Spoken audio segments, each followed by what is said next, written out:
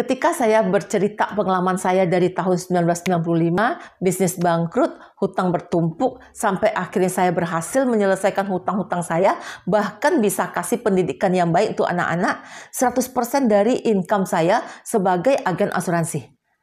Banyak yang tertarik, banyak yang tanya sama saya, bisnis apa ibu jalankan? Lalu saya cerita tentang bisnis saya sebagai agen asuransi. Ternyata banyak yang takut menjadi agen asuransi.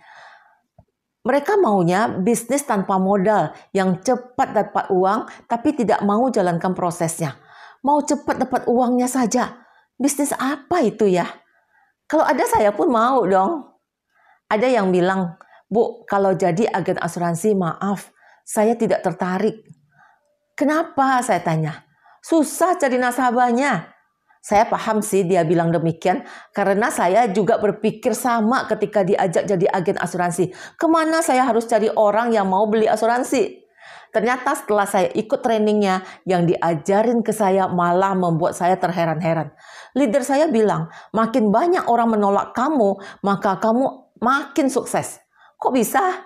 Karena makin banyak kamu sharing ke orang tentang bisnis kamu, maka semakin kamu dikenal. Dan asuransi sudah ada rumus keberhasilannya. 10:1. Artinya 10 orang yang kamu temui, maka 1 orang pasti akan jadi nasabah kamu.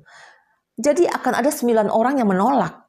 Dan mereka yang menolak itu bukan tidak butuh asuransi. Mereka hanya menunda untuk mempelajari dulu. Suatu saat mereka akan butuh asuransi. Dan siapa orang yang akan mereka cari? Pasti orang yang sering cerita tentang asuransi dan konsisten di asuransi. Semakin lama jam terbang kamu, rasio kamu semakin kecil. Dari 10:1 bisa jadi 6:1, bisa jadi 3:1. Faktor keberhasilan di asuransi juga harus melihat marketnya.